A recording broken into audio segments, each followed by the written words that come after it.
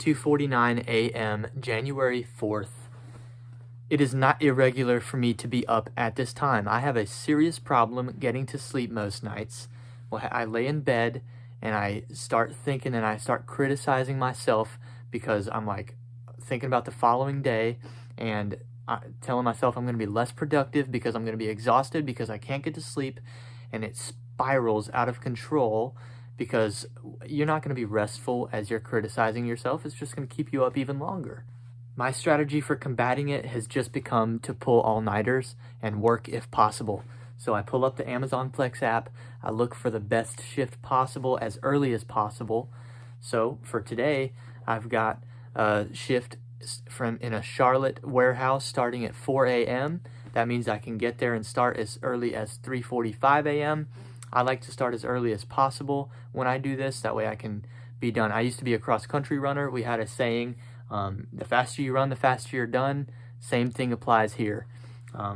If you sign up for a 4.5-hour shift doing Amazon Flex, or any length for that matter, if you finish early, that's good for you. That you free up more time for yourself, just go home early because you're done. I implore you, you need to have a very good level of self-awareness.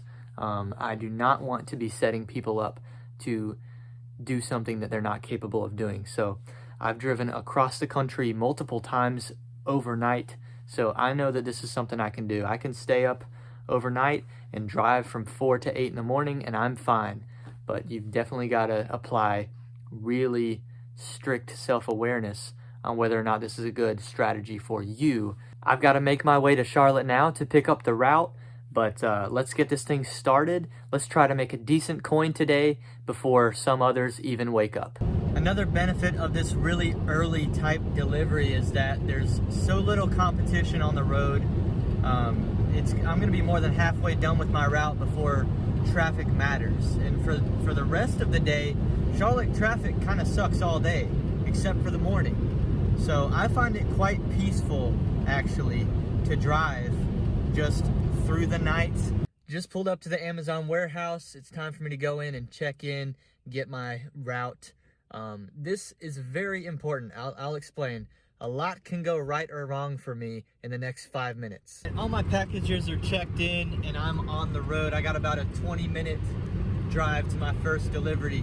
See, what's on the line there when I pick up my route, I live about 30 minutes south of Charlotte. So any route too far north is gonna give me an hour drive home. I really struggle in downtown Charlotte. A lot of apartment buildings and skyscrapers, I just have a big problem with that. There's several potential routes that I can receive every time I do this that really are not advantageous to me. Here's the map for the deliveries I'm going to be making this morning. This is a pretty good route, all things considered. I will be changing the order of the 30 packages that I deliver. The first handful I'll do as they recommend, but I'm actually going to switch it up so that I am as close to South Carolina as possible for my final delivery. You do have the right and the ability to change the order. Just make sure you aren't late with your deliveries. I'm at my first delivery location here.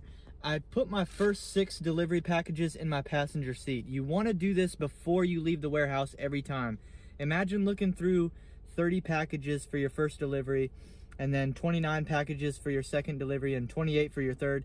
It's just not a good use of your time. Go ahead and pull the first few deliveries up front, put them in your passenger seat, they're ready for you. After these first 6 deliveries is when I'm gonna start freelancing on the orders in which I want to deliver these things. So that's why I pulled that many. Coming up on 6 a.m., I'm definitely on the back 9 of the deliveries I have to make. This is definitely the most I've ever tinkered with the order in which I'm delivering. But as I do it, I think, the Amazon software knows where each of their drivers live. Doesn't it make sense for them to account for the driver's return home just as if it were an extra stop? Seems like the algorithm could handle that. I would appreciate it if I didn't have to think about driving home and change up the order. It's just a pain in the butt. One of my favorite things about delivering Amazon, check out this scene, man. Final delivery.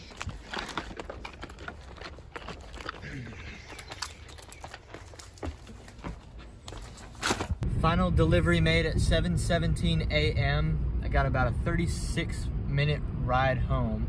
So I can stop for gas and still be home by 8 a.m. It's awesome. You know, the amount of money that I make doesn't change no matter how long it takes, but just as a point of personal pride, I like getting it done as fast as possible and getting home, because then my hourly pay is higher, and it just feels good to have your time be worth more technically. All right, I'm fueling up just so we know how much gas money we spent exactly in order to earn the money we did this morning. Yeah, not even 11 bucks, so pretty close to what I expected. We'll review the numbers here in a second. So in the end, we make $121.50 for that Amazon shift. Take away $11 for gas. We were out from 3 a.m. to 8 a.m. That's 5 hours. You're looking at just over $22 an hour. A good use of an overnight, much better than laying in bed staring at the ceiling pissed off. I can't sleep, I hope I stay awake.